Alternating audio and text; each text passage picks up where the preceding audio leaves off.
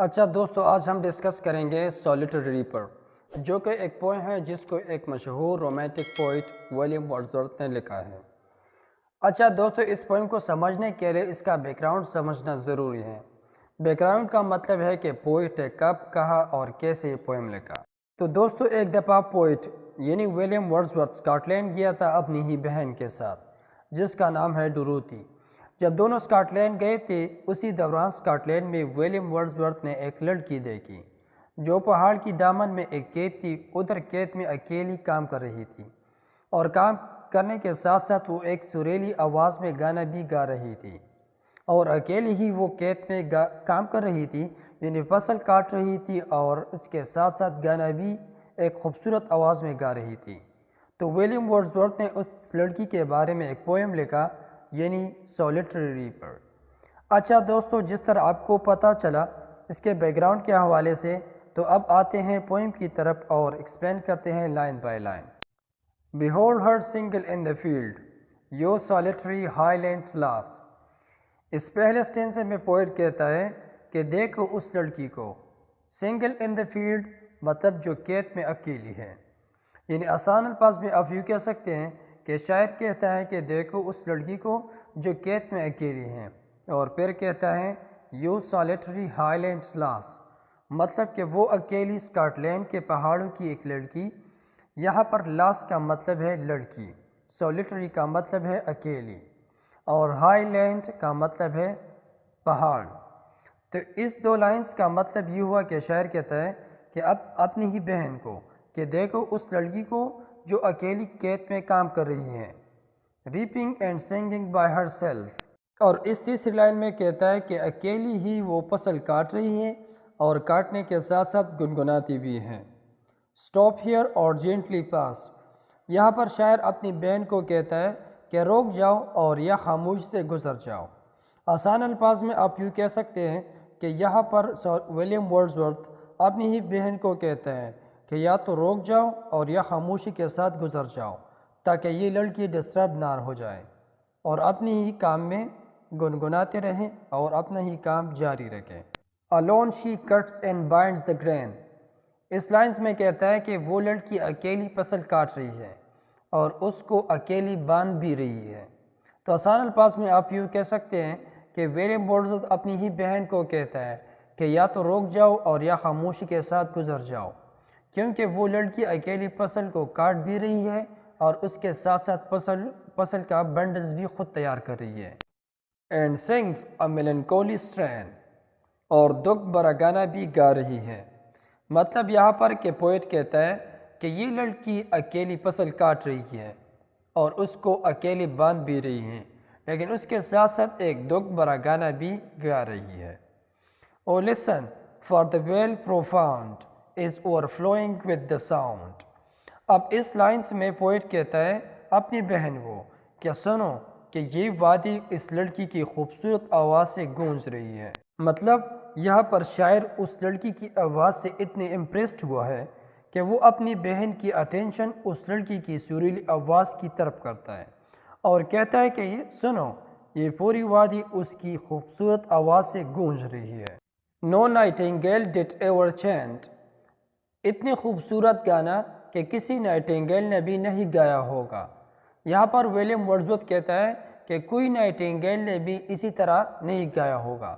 دوستو، نائٹنگیل ایک پرندہ ہے جو ایک خوبصورت آواز میں گاتی ہے، تو ورڈزورتھ کہتا ہے اس کا کمپیریزن کرتے ہوئے کہ نائٹنگیل نے بھی اتنی سریلی آواز میں نہیں گایا ہوگا۔ More welcome notes to weary bands of travelers in some shady hunt among Arabian sands، اس کا مطلب ہے کہ وہ نائٹنگیل جو عرب کے صحرا میں تکے ہوئے مسافر جو کسی سایہ دار جگہ پر بیٹھے ہوں اپنی ہی خوبصورت آواز سے انٹرٹین کرتی ہیں، لیکن اس سے بھی زیادہ یہ لڑکی خوبصورت آواز میں گاتی ہے۔ آسان الفاظ میں آپ یوں کہہ سکتے ہیں کہ وہ پرندہ یعنی نائٹنگیل جو اپنی سریلی آواز سے عرب کے صحرا میں تکے مسافر کے گروہ اپنی ہی آواز سے ان کو ویلکم کہتی ہیں، اور جب وہ کسی سایہ دار جگہ میں بیٹھ جائے تو یہ پرندہ اپنی سریلی آواز سے ان تکے ہوئے مسافر کو انٹرٹین کرتی ہیں، لیکن اس لڑکی کی آواز اس پرندے سے بھی زیادہ خوبصورت ہے۔ یہاں پر ویری بینڈس کا مطلب ہے تکا ہوا گروہ، اور شیڈی ہنٹ کا مطلب ہے سایہدار مقام۔ A voice so thrilling never was heard، اس کا مطلب ہے کہ اتنی خوبصورت آواز کبھی نہیں سنی گئی۔ In springtime from the cuckoo bird، مطلب کہ اسپرنگ ٹائم میں جو کوکو برڈ گاتی ہیں اس کی منہ سے بھی کبھی نہیں سنی گئی۔ دوستو کوکو برڈ بھی نائٹنگیل کی طرح ایک برڈ ہے جو سریلی آواز میں گاتی ہیں۔ اور آگے پوئٹ لکھتا ہے کہ breaking the silence of the seas، cuckoo bird کی آواز جو کہ سمندر کی خاموشی کو بھی توڑ سکتی ہے۔ Among the farthest Hebrides، ہیبریڈیز ایک جگہ ہے اسکاٹ لینڈ میں، یعنی آئی لینڈز ہیں۔ تو اس لائن کا مطلب ہوا کہ وہ کوکو برڈ جو اپنی سریلی آواز کے ساتھ اسکاٹ لینڈ کی دور دراز آئی لینڈز میں گاتی ہیں اور اپنی خوبصورت آواز سے سمندر کی خاموشی توڑ دیتی ہیں، لیکن اس لڑکی کی آواز اس کوکو برڈ سے بھی بہت سریلی ہے۔ Will no one tell me what she sings، کوئی مجھے یہ نہیں بتائے گا کہ وہ کیا گا رہی ہے۔ Perhaps the plaintive numbers flow، شاید وہ کوئی دکھ بھرا گانا گا رہی ہیں۔ plaintive numbers کا مطلب ہے دکھ بھرا گانا۔ For all unhappy far off things and battles long ago، اب شاعر کہتا ہے کہ یہ دکھ بھرا گانا کسی پرانی بات کے لیے ہو سکتا ہے، یا ہو سکتا ہے کہ کچھ برا واقعہ ہو اس لڑکی کے ساتھ، یا پھر شاید کسی پرانی لڑائی کے بارے میں گا رہی ہوگی۔ بیٹلز لانگ اگو کا مطلب ہے پرانی لڑائی۔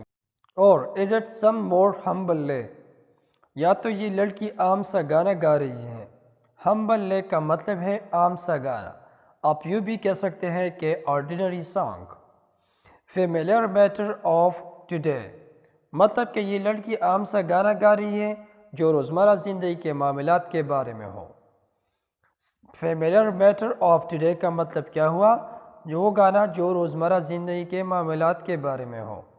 سم نیچرل سارو لاس اور فین، یا کوئی قدرتی غم، موت یا تکالیف کے بارے میں گا رہی ہوگی۔ That has been and may be again, جو ہو چکا ہے اور آگے بھی ہو سکتا ہے۔ دیٹ ہیز بین کا مطلب کیا ہوا؟ جو ہو چکا ہے، اور اینڈ مے بی اگین کا مطلب ہے اور آگے بھی ہو سکتا ہے۔ Whatever the theme the maiden sang، اس کا مطلب ہے کہ اس گانے کا تھیم جو بھی ہو جو یہ جوان لڑکی گا رہی ہے، مطلب کہ اس گانے کا تھیم جو بھی ہو جو یہ جوان لڑکی گا رہی ہے۔ یہاں پر میڈن کا مطلب ہے جوان لڑکی۔ As if her song could have no ending، ایسا لگ رہا ہے کہ اس گانے کا کوئی اینڈ بھی نہ ہو۔ آسان الفاظ میں آپ یوں کہہ سکتے ہیں کہ پوئٹ کہتا ہے کہ اس گانے کا تھیم جو بھی ہو لیکن ایسا لگ رہا ہے کہ اس کی کوئی اینڈنگ نہیں ہے۔ I saw her singing at her work، میں نے اسے کام کرتے اور گاتی ہوئی دیکھا۔ And over the sickle bending، اور وہ اس وقت اپنی درانتی پر جھکی ہوئی پسند کاٹ رہی تھی۔ آپ یوں سمجھے کہ پوئٹ کہتا ہے کہ اس نے اس کو کام کرتے اور گاتی ہوئی دیکھا جو اس وقت اپنی درانتی پر جھکی ہوئی تھی اور پسند کاٹ رہی تھی۔ I listened motionless and still، میں نے جی بھر کے یا چپ چاپ اسے سنتا رہا۔ motionless کا مطلب ہے چپ چاپ۔ And I mounted up the hill، اس کا مطلب ہے یہاں پر پوئٹ کہتا ہے کہ جو ہی میں پہاڑ پر چڑھا۔ The music in my heart I bore long after it was heard no more، اور وہ گانا میرے ذہن میں محفوظ ہو گئی اور میرے ذہن میں گونجتی رہی۔ آخری لائن کا مطلب ہے کہ اس گانے کو سنتی ہوئی کافی عرصہ ہوا لیکن اب بھی وہ آواز پوئٹ کے ذہن میں گونجتی رہی۔ اب آسان الفاظ میں یوں کہہ سکتے ہیں کہ شاعر اس آخری لائنز میں کہتا ہے کہ جب وہ پہاڑ پر چڑھا تو لڑکی بہت دور ہو گئی اور اس کی خوبصورت آواز اس فاصلے تک نہیں پہنچ سکتی تھی، لیکن پھر بھی شاعر کہتا ہے کہ اس کی سریلی آواز ان کی کانوں میں گونجتی تھی اور وہ پہاڑ پر چڑھا۔ اچھا دوستو، اگر لیکچر اچھی لگی ہو تو لائک کریں اور چینل کو ضرور سبسکرائب کریں. Thank you. See you next time. Bye bye.